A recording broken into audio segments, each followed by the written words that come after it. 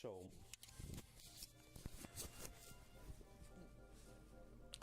the adrenaline is a hormone, just like all of these other hormones, and it's essential for everything.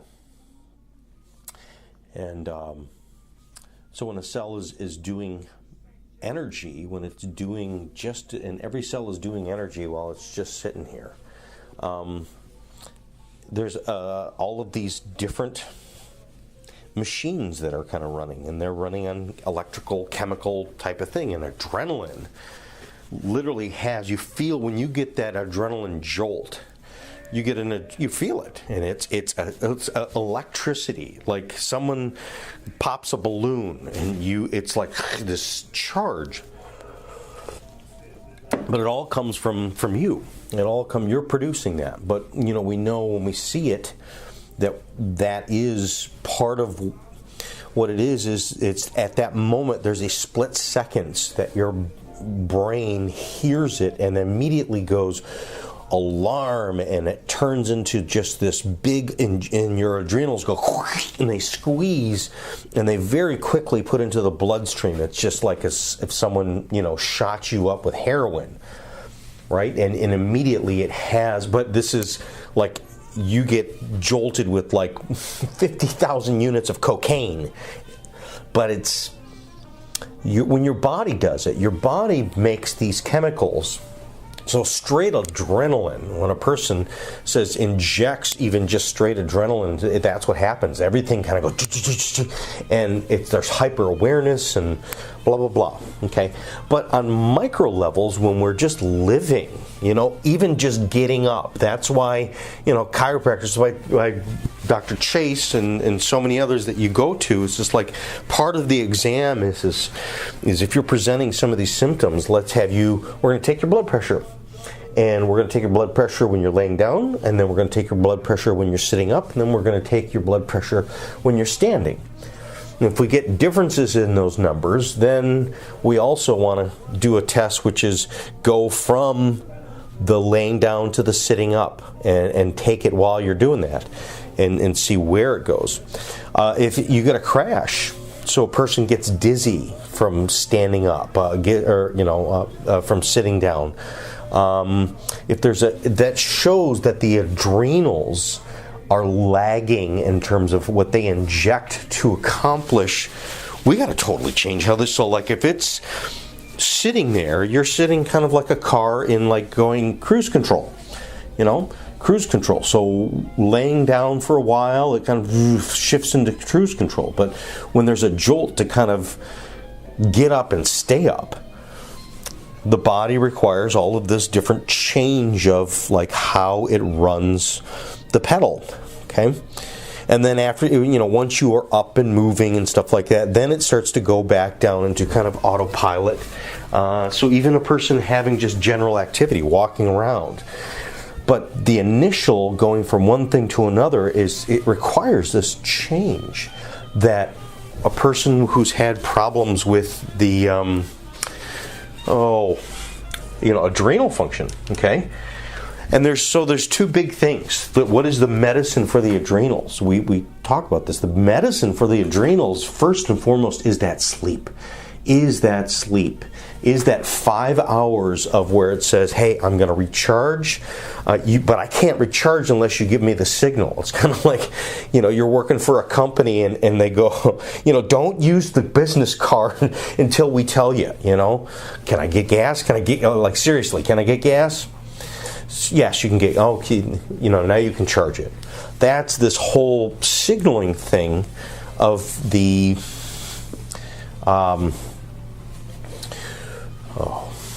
the circadian rhythms and these other types of things so for instance, that's why we're taking melatonin. So melatonin is a hormone that when that organ, so like that little container, that little organ, that little thing that's in your body, just like your adrenals are like these little, your kidneys look like these kidney beans, and then on top of them there's like these little peanuts that sit on. Well, that's what the adrenal glands are, the peanuts that sit up on top of it. They are a separate organ, but they're connected to those kidneys because they go into your bloodstream very, very quickly. from that point.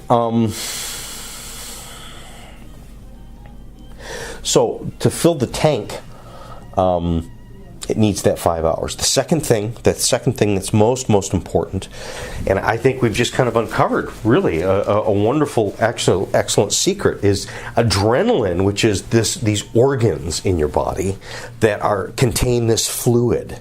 And it's this particular, so adrenaline is like so you produce like saliva, you produce like mucus, and there's all different types of, like, the mucus in the intestines is different than the mucus that's in the nose.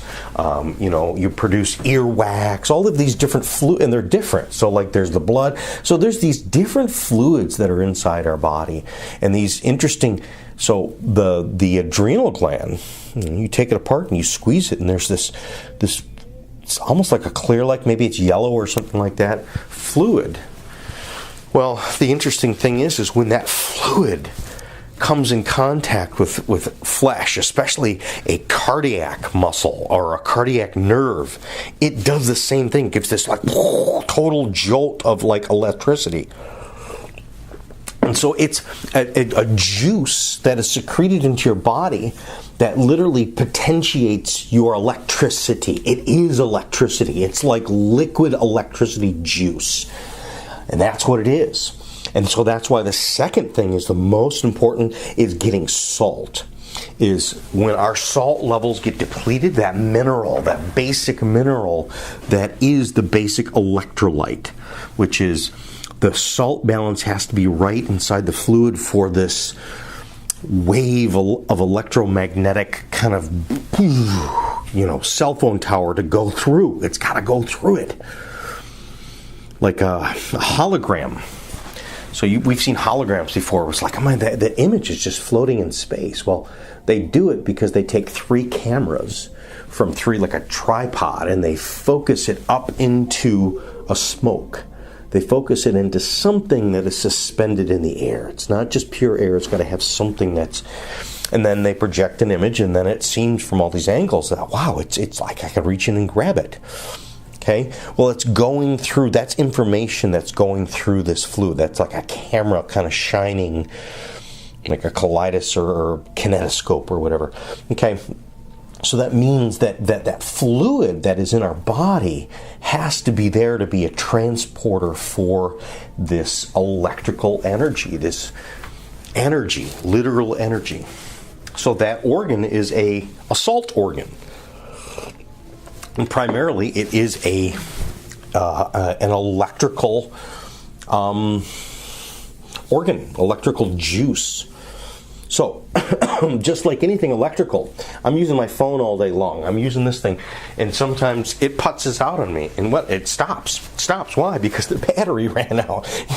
I got to keep it either plugged in all the time, or I got to charge up the battery. It can store energy.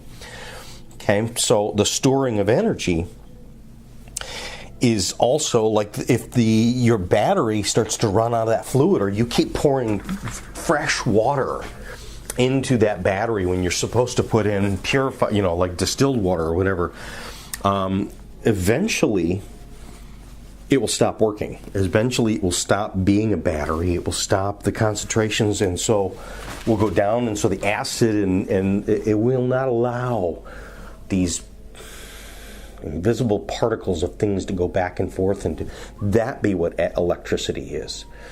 So again, getting the fluids correct.